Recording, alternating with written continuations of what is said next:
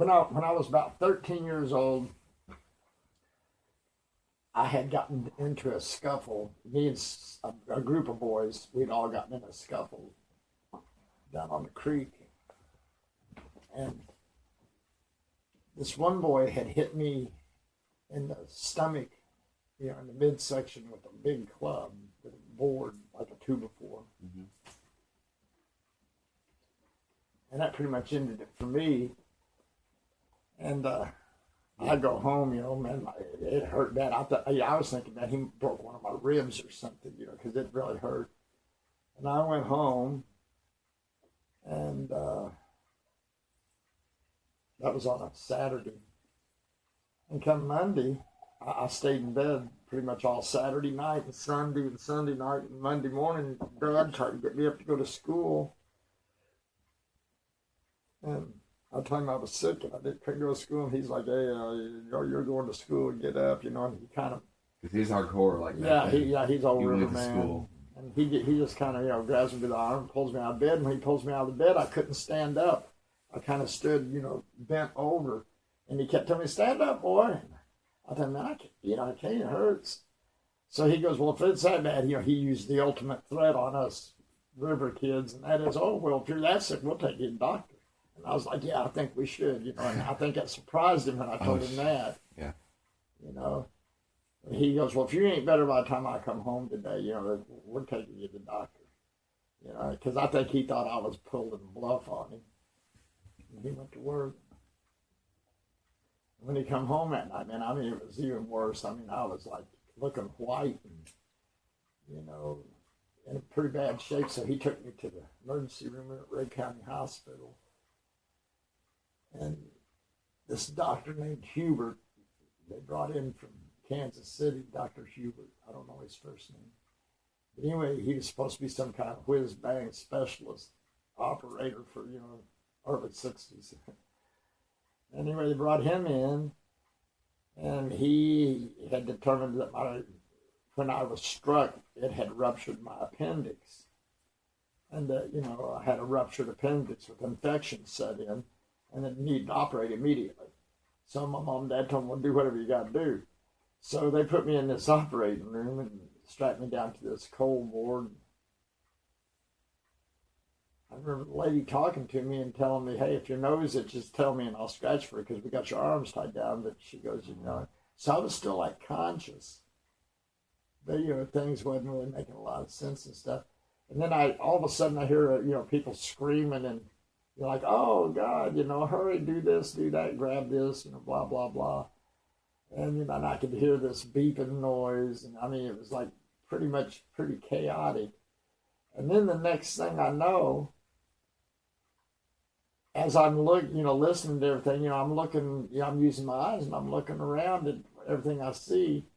And all of a sudden I become aware that, well, wait a minute, I'm looking at the back of this doctor's head and I'm laying on the table in front of him. He's bent over me, and it took me a minute to really come to be able to wrap my mind around, that I'm looking at myself down there. That's me that I can't see because they're all bent over me.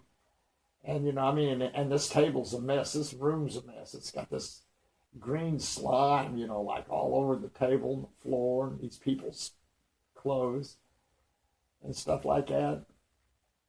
And, and I'm so focused on that I'm not listening to what anybody's saying, but everybody's talking, and it's helter-skelter, And then I remember him hitting me in the chest with something really cold. I don't know if it was, electricity or if he was hitting me with his fist or what, but I just remember thumping on my chest and stuff. And every time he'd thump me, every time that would hit my chest, then my perspective of the room would change. I'd go from like two cameras. Like I'm looking from the top, I'm like against the ceiling looking down at this room. And then there'd be this charge on my chest, this thump, this whatever it was on my chest, like a drum beat. And every time it would happen, then I'd be down here and I'd be looking up at these people. And then, I'd be up here and then I'd be down here and, like that. And pretty soon, pretty soon I noticed I was in a rhythm of this with this beep, this thing that was going beep, beep, beep, beep, and every time it would beep, I'd have a different perspective of the room. And pretty soon the beep stopped and everything kind of, just went real dark except for one little piece of light, about the size of a marble. And I remember laying there, and then I could remember hearing them talking. I started focusing on what they were saying, and he was saying, clean this up, and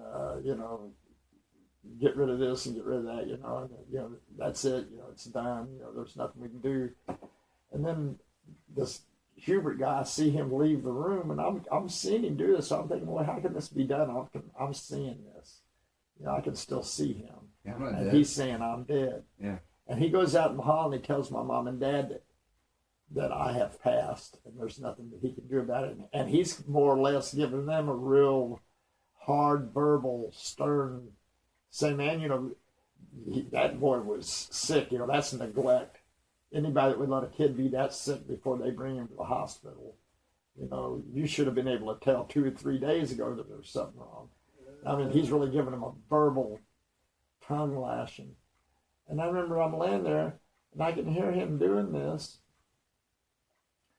And this door, there's 2 doors to this room that I was laying on this table in. And each door had a round hole in it like this, with a glass in it. And I can remember, I could hear them talking, but I couldn't see nothing except them 2 round holes on the doors, and I'm looking at those. And all of a sudden, my mom's face appears, and when she's looking through this glass at me, and when she does, I wave at her.